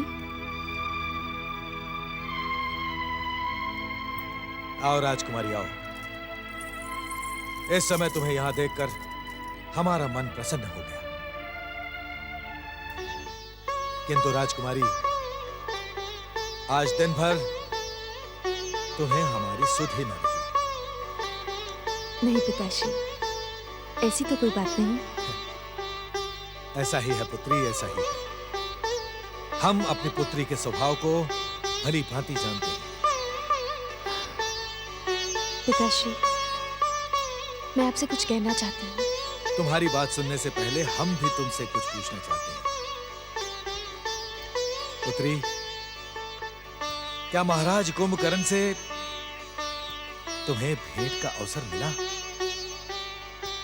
हम जानते हैं कि महाराज कुंभकर्ण को इतना समीप पाकर तुम्हारी जिज्ञासा अनंत हो गई होगी, एवं एक के बाद एक प्रश्न पूछकर तुम महाराज कुंभकर्ण को चकित कर दोगी। जी पिताश्री, महाराज कुंभकर्ण के विषय में बचपन में मैंने जितनी भी कथाएं सुनी, उन सभी कथाओं के विषय में मेरी जिज्ञासा का संतोषपूर्ण उत्तर केवल आप ही ने मुझे दिया। अपने बारे में मेरी जानकारी को सुनकर वे अति प्रसन्न हुए। उन्होंने तो मुझसे ये भी कहा पिताश्री कि मेरे बारे में तुम्हें इतना ज्ञान है जितना मुझे भी नहीं। ये बहुत सरल है पुत्री। अभिमान और अहंकार ने उन्हें छुआ तक नहीं। आप सत्य कह रहे हैं पिताश्री, किंतु महाराज कुंभकर्ण जितने सरल हैं, उनके भाई लंकेश्वर उतने ही अहंकारी, कठोर एवं अभिमानी हैं। क्या तुमने लंकेश्वर से भेंट की? प्रत्यक्ष रूप से तो नहीं, किंतु अप्रत्यक्ष रूप से मैंने उनकी बातें अवश्य सुनी है पिताश्री, और आपके प्रति उनके विचार सुनकर मेरा स्वाभिमान जाग उठा। पुत्री, लंकेश्वर रावण से तुमने कहीं कोई अनुचित बात तो नहीं कही? यदि अतिथि सत्कार की मर्यादा आड़े ना आई होती पिताश्री, तो मैं उचित अनुचित का विचार ना करती। पुत्री, लंकेश्वर रावण से टकराने का साहस तीनों लोकों के भीतर किसी में नहीं है। आज अयोध्या के कुमारों ने उन्हें चुनौती अवश्य दी है, पर लंकेश्वर रावण अपनी शक्ति से हर बार के समान इस बार भी परिणाम अपने पक्ष में कर ही रहेंगे। हमारे यहां उनकी उपस्थिति हमारे लिए कम धर्म संकट का कारण नहीं है। यह साहस केवल लंकेश्वर जैसा वीर ही कर दिखा सकता है। एक और उनकी सेनाएं श्री राम से युद्ध कर रही हैं, दूसरी ओर लंकेश्वर युद्ध को अपने पक्ष में बनाने के लिए सह्याद्री चले आए। मैं ये तो नहीं जानती पिताश्री कि ये उनका साहस है अथवा विवशता, किंतु इतना अवश्य जानती हूं कि भले मेरे पिताश्री में उनका विरोध करने का साहस ना हो, किंतु मुझ में है। आज्ञा दें।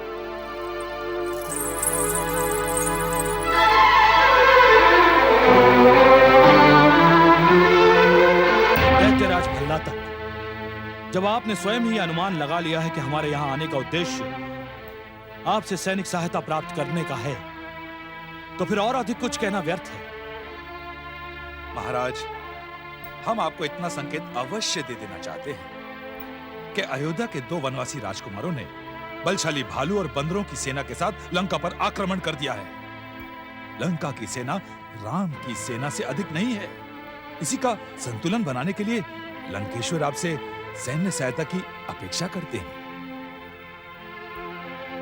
इस समय संसार के हर असुर, दैत्य और राक्षस का यह कर्तव्य है कि वो हमारी सहायता करे, शत्रु को ध्वस्त और नष्ट भ्रष्ट करने में हमें सहयोग दे, जिससे असुर, दैत्य और राक्षस जाति की कीर्ति का ध्वज सदा विजय श्री के साथ लहराता रहे। अतिथि की इच्छा पूर्ण करना हमारा कर्तव्य है, किंतु जिस सम्मान की उपेक्षा हम आपसे रखते हैं, हमारे प्रति और हमारे पिताश्री के प्रति वो आपके भीतर नहीं है। तुम कहना क्या चाहती हो राजकुमारी करकटी?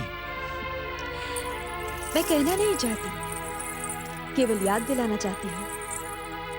कल संध्या काल अपने भाई कुंभकर्ण के साथ आपने मेरे पिताश्री के विषय में जो कुछ भी कहा, हमसे सैन्य सहायता मांगने से पहले आपको उस बात पर खेद प्रकट करना चाहिए।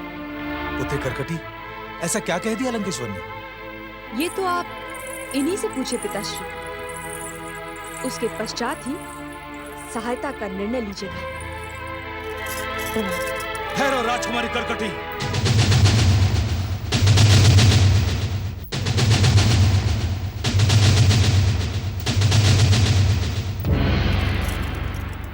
इस प्रकार प्रश्न उठाकर और हमें आरोपित करके तुम्हें इस मंत्रणा कक्ष से जाने का कोई अधिकार नहीं है।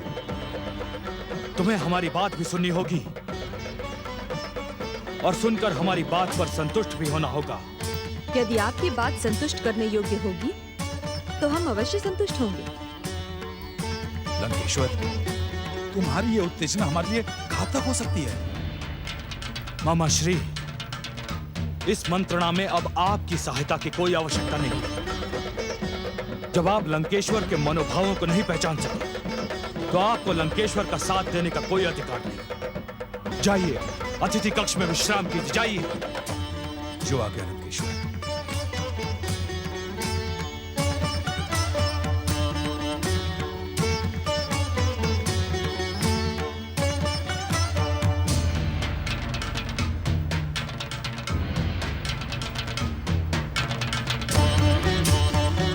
महाराज भल्ला तक आपकी पुत्री की तेजस्विता और दृढ़ता से हम प्रसन्न हुए।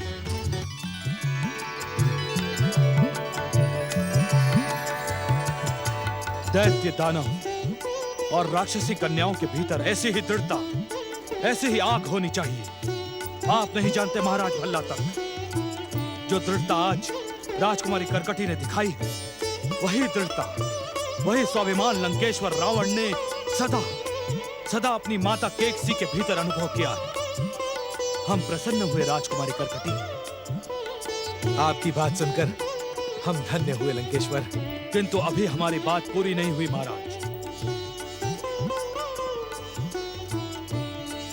आपकी इस तेजस्वी पुत्री से अभी हमें क्षमा मांगनी है। इनके संवाद का आदर करना है। राजकुमारी करकटी, अब इसकी कोई आवश्यकता नहीं है लंकेश्वर। आप महान हैं। महानता का हर गुण आपके भीतर समाया हुआ है। इसका कारण है हमारी मां के संस्कार। राजकुमारी करकटी, आज केवल तीनों लोगों के स्वामी लंकेश्वर को ही नहीं, भविष्य को भी तुमसे कई अपेक्षाएं। तुम्हें भी राक्षस माता केकसी के समान वीर और विजयी राक्षस पुत्रों को जन्म देना होगा। बचपन से ही उनके भीतर राक्षस जाति का गौरव और गौरवशाली इतिहास कूट कूट कर भरना होगा। ऐसा ही होगा। लंकेश्वर का आशीर्वाद व्यर्थ नहीं जाएगा और ना ही भविष्य की अपेक्षा। अब मुझे आज्ञा दें।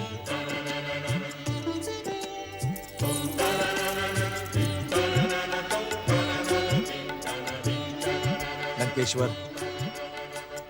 हम आपकी इच्छा का आदर करते हुए सह्याद्री की संपूर्ण सेना को आपके साथ भेजने के लिए प्रस्तुत हैं। परंतु उससे पहले हमारी एक चिंता का निवारण आवश्यक है। चिंता? कैसी चिंता दैत्यराज भल्ला तक? इस चिंता का संबंध ना तो आपके प्रस्ताव से है और ना ही हमारी सहमति से। फिर? लंकेश्वर, हमारी चिंता दूसरे प्रकार की है। इसे आप व्यक्तिगत भी कह सकते हैं। यदि आप हमें कुछ समय दें तो हम आपको अपनी चिंता का कारण बताकर समाधान प्राप्त कर लेंगे।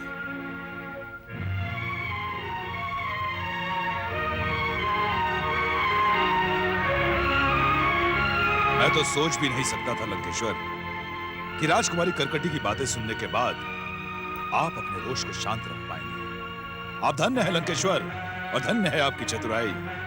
किंतु हम इन स्थितियों से प्रसन्न नहीं है मामा श्री। जिस रावण के भय से इंद्र, यमराज जैसे लोकपाल दिक्पाल भी पशु पक्षियों का वेश धारण कर लेते हैं, उन तीनों लोगों के स्वामी रावण को एक साधारण सी राजकन्या ने नीचा दिखाने का साहस किया। राम के विरुद्ध सफलता प्राप्त करने के लिए हमें हर स्थिति को स्वीकार करना पड़ेगा भांजे। नहीं मामा श्री, नहीं। लंकेश्वर जब मारना जानता है तो मरना भी जानता है। मैं ऐसा कोई समझौता नहीं करना चाहता जिससे मेरे साहस को ठेस पहुंचे। अब तक कुंभकर्ण के कारण में शांत था, किंतु अब और शांत नहीं रह सकता। ये तुम क्या कह रहे हो भांजे? मेरी बात पर संदेह न करें मामा श्री। मुझे तो दुष्ट विभीषण की भांति कुंभकर्ण की निष्ठा पर भी संदेह हो रहा है। कुंभकर्ण के कारण बहुत सुना है मैंने, बहुत सहन कर चुका हूं मैं। नहीं भांजे नहीं, वीर कुंभकर्ण की निष्ठा पर संदेह अनुचित है। वो तो राजधर्म की मर्यादा से बंधे हैं। जो कुछ भी हो जाए, बहन के किसी का रक्त उसे आपके विरुद्ध विद्रोह करने नहीं देगा। किंतु वही रक्त विभीषण के भीतर भी तो है। उसने तो हमारे विरुद्ध जाने का दुस्साहस किया है, विद्रोह किया हमारे विरुद्ध। शत्रु की चरण सेवा करके हमें नीचा दिखाने का दुस्साहस किया उसने। अवश्य भांजे अवश्य, क्योंकि विभीषण के भीतर आपके पिता ऋषि विशर्वा के संस्कार और भक्ति भावना बचपन से अधिक प्रभावी रहे हैं। वीर कुंभकर्ण तो आपके लिए अपने प्राणों की आहुति भी दे सकता है। अब तक तो ऐसा ही हुआ है। कुंभकर्ण की प्रचंड शक्ति के कारण ही रावण का विजय ध्वज तीनों लोकों में फहराया है। पर आज न जाने इस कुंभकर्ण को क्या हो गया है। न जाने किस कारण वो गंभीर और चिंतित रहता है। लंकेश्वर, हमें कुंभकर्ण के साथ बैठकर इस विषय पर चर्चा करनी चाहिए। इन स्थितियों को बताते हुए उसे समझाना चाहिए। आप ठीक कहते हैं मामा श्री। हम आज ही कुंभकर्ण से मिलेंगे और इस विषय पर चर्चा करेंगे। राजकुमारी,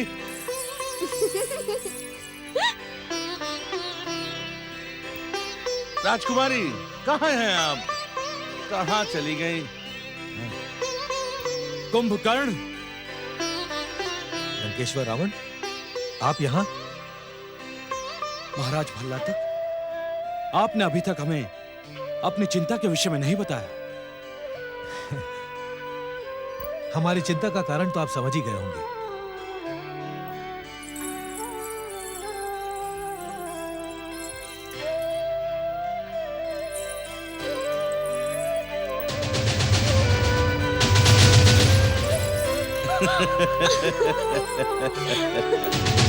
नहीं लंकेश्वर, इस समय उन दोनों को पता नहीं चलना चाहिए कि हमने उन्हें देख लिया। चलिए राजमहल चलते हैं।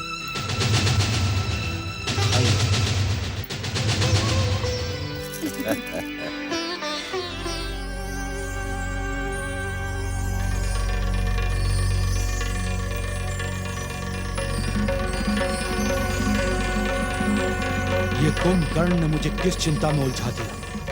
उधर लंका में वनवासी राम की जंगली सेनाएं उपद्रव मचा रही होंगी और इधर ये मूर्ख कुंभकर्ण प्रेम के गीत गा रहा है। मुझे किसी भी प्रकार कुंभकर्ण को रोकना होगा। नारायण नारायण। लंकेश्वर, रोकने से प्रेम की निर्मल गंगा रुकती नहीं। वैसे आप मेरी बात मानने वाले तो है नहीं, प्रयास करके देख ली। परम प्रेम की शक्ति के सम्मुख आपको परास्त होना ही होगा लंकेश्वर। देव ऋषि, आप यहाँ? नारायण नारायण। लंकेश्वर, भगवान भोलेनाथ की कृपा से हम यहाँ ही नहीं, कहीं भी आ जा सकते हैं। आपके मन का और कुंभकर्ण के हृदय का समाचार भी बता सकते हैं, युद्ध की सूचना और लंका की दुर्दशा भी बता सकते हैं। आप बताएं लंकेश्वर, आप क्या सुनना चाहते हैं? इस समय मेरा मन खिन्न है देवर्षि। मन की इस खिन्नता के दोषी स्वयं आप हैं लंकेश्वर। महालक्ष्मी स्वरूपा जगत जननी माता सीता का अपहरण करके स्वयं आपने इस खिन्नता को निमंत्रित किया है। अब वीरवर कुंभकर्ण को दोष देने से क्या लाभ होगा? नारायण नारायण, कभी न कभी ऊंट को पहाड़ के नीचे आना ही पड़ता है। नारद, मैं तुम्हारी व्यर्थ बातें नहीं सुनना चाहता। जैसे आए हो वैसे ही चले जाओ यहाँ से। नारायण नारायण लंकेश्वर, मैं यहाँ रहने भी तो नहीं आया हूँ, परंतु हाँ, जाने से पहले इतना अवश्य बताता जाऊं कि बीतते हुए हर क्षण के साथ मर्यादा पुरुषोत्तम श्री राम की सेना के सामने लंका की कीर्ति ध्वस्त होती जा रही है। अभी भी समय है, अपनी भूल को पहचानो, परिस्थिति को पहचानो और अपनी भूल को सुधारने का प्रयास करो। भूल मैंने नहीं, मर्यादा का ढोंग करने वाले वनवासी राम ने की थी। मेरी प्रिय बहन शूर्पणखा के नाक कान काटकर उसने रावण के स्वाभिमान को ललकारा है। नारायण नारायण लंकेश्वर, यदि समय रहते शूर्पणखा की भूल को देख लिया होता तो आज इन स्थितियों का सामना न करना पड़ता। स्थितियां चाहे जितनी भी विपरीत हो जाएं, पर परिणाम रावण के ही पक्ष में होगा नारद। नारायण नारायण, समय सदा एक सा नहीं होता केकसी नंदन, और इस समय श्री राम से अधिक कुंभकर्ण ने तुम्हें चिंता में डाल दिया है। नारायण नारायण, इस चिंता के अंत का एक ही उपाय है लंकेश्वर, कुंभकर्ण और कर्कटी का विवाह। असंभव देवऋषि, यह समय युद्ध का है, विवाह की बेला का नहीं। नारायण नारायण लंकेश्वर, फिर भी मैं कहूंगा प्रयास करके तो देख लो। ये कुंभकर्ण कठोरता या सरलता से मानने वाला है नहीं। फिर नारायण नारायण, ओम नमः शिवाय। ये आप क्या कह रहे हैं लंकेश्वर? क्या मैं राजकुमारी कर्कटी की वर्षों की तपस्या और निर्मल प्रेम को ठुकरा कर चला जाऊं? क्या राजकुमारी कर्कटी के साथ यह न्याय नहीं होगा? न्याय और अन्याय पर विचार वहां किया जाता है जहां आपसी संबंध हो। संबंधों की दुहाई मुझे ना दे लंकेश्वर। मैंने दृढ़ निश्चय कर लिया है कि मैं राजकुमारी कर्कटी के साथ विवाह करके ही यहाँ से जाऊंगा। ये कैसी मूर्खता की बातें कर रहे हो तुम? क्या तुम्हारी बुद्धि भ्रमित हो गई है, या उस कर्कटी ने तंत्र मंत्र से तुम्हारी बुद्धि को कीलित कर दिया है? वहां लंका युद्ध की भीषणता से चल रही है और तुम ब्याह रचाने की बात कर रहे हो। लंका की रक्षा के लिए युवराज मेघनाद की शक्ति पर आपको कोई संदेह नहीं, और लंका की आड़ में आप मेरे इस प्रस्ताव को ठुकराए ना भ्राताश्री।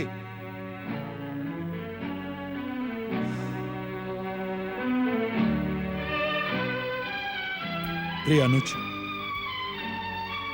मेरे भाई, मैं समझ गया तुम्हें कर्कटी से प्रेम हो गया है, और तुम्हारे प्रेम के बीच में आने का मुझे कोई अधिकार नहीं। अब तक तुम्हें रोकना मेरी भूल थी। अब तुम जैसा चाहोगे हम वैसा ही करेंगे। किंतु हाँ, इससे पहले कि तुम अपनी बात कहो, हम तुम्हें एक सुझाव अवश्य देना चाहते हैं। अवश्य भैया, अवश्य।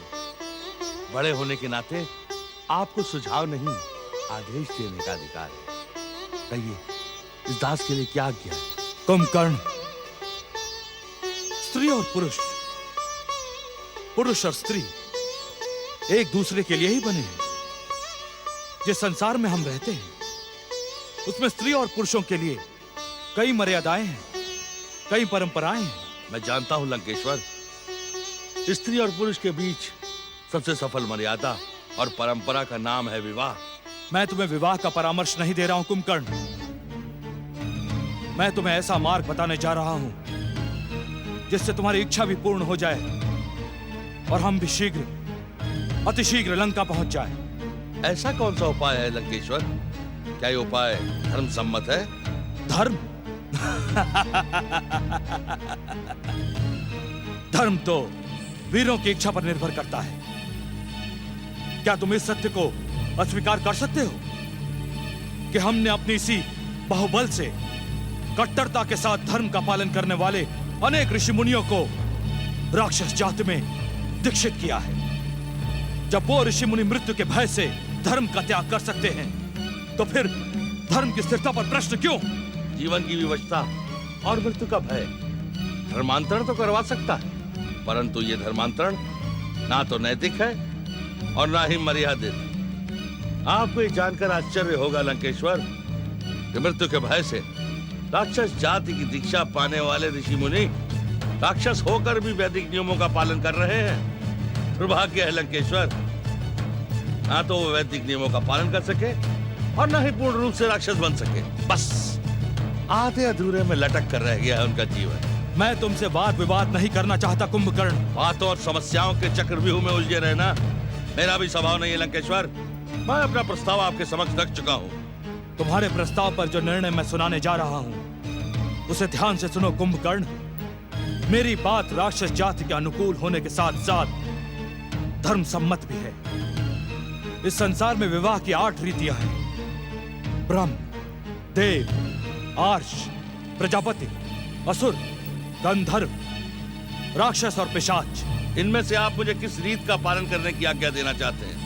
उसी रीति की कुंभकर्ण जो वीरों को प्रिय है, जिसे पाने और करने में राजा महाराजा को आनंद प्राप्त होता है। अर्थात अपनी प्रचंड वीरता का प्रदर्शन करते हुए तुम राजकुमारी कर्कटी के साथ बलात्कार पूर्वक समागम करो। परंतु ये तो पिशाच रीति है। वैदिक नियम और राक्षस जाति विवाह की इस परंपरा को मान्यता नहीं देते। पर परंपरा मानते हैं। यह भी एक विवशता है भैया। आप जैसे समर्थ और शक्तिशाली को कोई दोष देने का साहस नहीं कर सकता। इसी कारण पिशाच रीत के विवाह को परंपरा मान लिया गया है। परंतु यह अन्याय है भैया, अन्याय। नारी की भावनाओं के प्रति अत्याचार है और कुंभकर्ण इस अत्याचार को कभी स्वीकार नहीं कर सकता। भ्राताश्री कुंभकर्ण, बस भैया रावण, बस। अब मैं आपसे इस विषय में कुछ सुनना नहीं चाहता। हाँ, एक बात पूछना अवश्य चाहता हूँ। महाराज, मैं जब भाभी श्री मंदोदरी के विवाह का प्रस्ताव लेकर आपके पास आए थे, तब आपने पिशाच रीति पर विचार क्यों नहीं किया था? हाँ?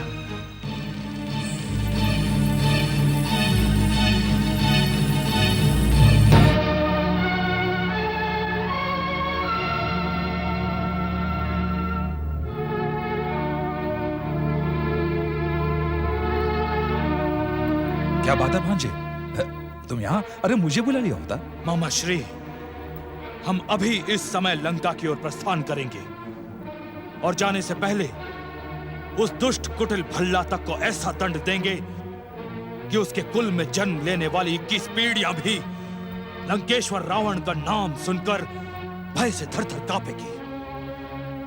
भांजे, अचानक रोष का कारण? रोष का कारण है कुंभकर्ण, जो यहाँ आकर उस भल्लातक की पुत्री कर्कटी के प्रेम जाल में उलझ गया है। ये तुम क्या कह रहे हो भांजे? मामा श्री, स्थिति इतनी विचित्र हो गई है कि कुंभकर्ण उस साधारण सी राजकन्या कर्कटी के लिए हमारे विरुद्ध विद्रोह भी कर सकता है। क्या महाराज भल्लातक को स्थिति का ज्ञान है? स्थिति की रूपरेखा उसी ने तो बनाई है। उसने मुझे स्पष्ट शब्दों में तो नहीं कहा, किंतु संकेत अवश्य दिया है कि कर्कटी का विवाह कुंभकर्ण से कराए बिना वो हमें सैनिक सहायता उपलब्ध नहीं करवाएगा।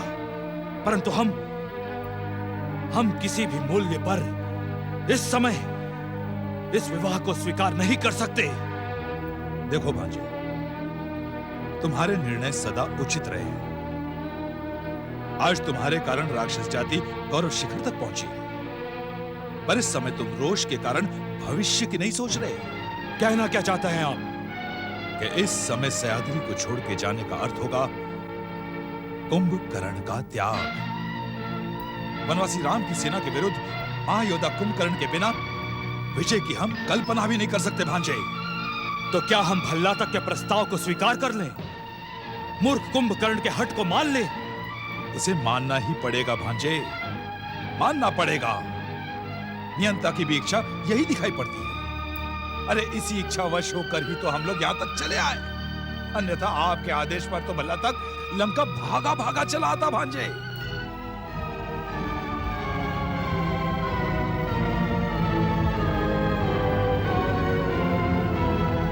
लंकेश्वर, इस सच को स्वीकार करो कि कुंभकर्ण तुम्हारा प्रिय भाई है। उसके हट का मान रखकर तुम उसे राम के विरुद्ध अपनी इच्छा अनुसार लड़ा सकते हो भांजे, इच्छा अनुसार। आप ठीक कह रहे हैं मामा श्री। इस समय रोष और उत्तेजना को भुलाकर युद्ध नीति अनुसार ही आगे बढ़ना होगा। अर्थात आप सरलता से इस विवाह प्रस्ताव को स्वीकार नहीं करेंगे, हैं? पुत्री करकटी, स्थितियों से हमें आभास तो हो चुका है, फिर भी पिता का हृदय पुत्री के मन की बात को जानना चाहता है। क्या मैं लंकेश्वर रावण के सामने तुम्हारे और कुंभकर्ण के विवाह का प्रस्ताव रखूं?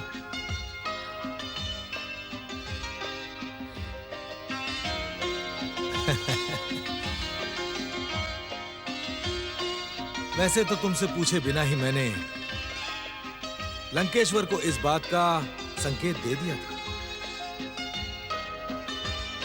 पर अब तुम्हारी सहमति देखकर मैं स्पष्ट रूप से कह दूंगा। ठीक है पुत्री, अब तुम विश्राम करो। पिताश्री, मैं आपसे एक निवेदन करना चाहती हूँ। हाँ हाँ, अवश्य। पिताश्री, प्रस्ताव के साथ साथ आप लंकेश्वर को यह भी संकेत दें कि उन्हें मुझे लंका महारानी का सम्मान देना होगा। ये तुम क्या कह रही हो पुत्री? हमारी इतनी सारी मांगों को सुनकर लंकेश्वर उत्तेजित हो जाएंगे। उनकी उत्तेजना से मुझे कोई भय नहीं है पिताश्री। पर हमें तो है।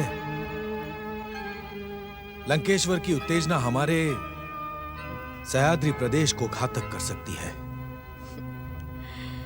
क्षमा करें पिताश्री, किंतु जिसकी उत्तेजना और शक्ति से आप भयभीत हो रहे हैं, वो आज याचक बनकर हमारे द्वार पर खड़ा है।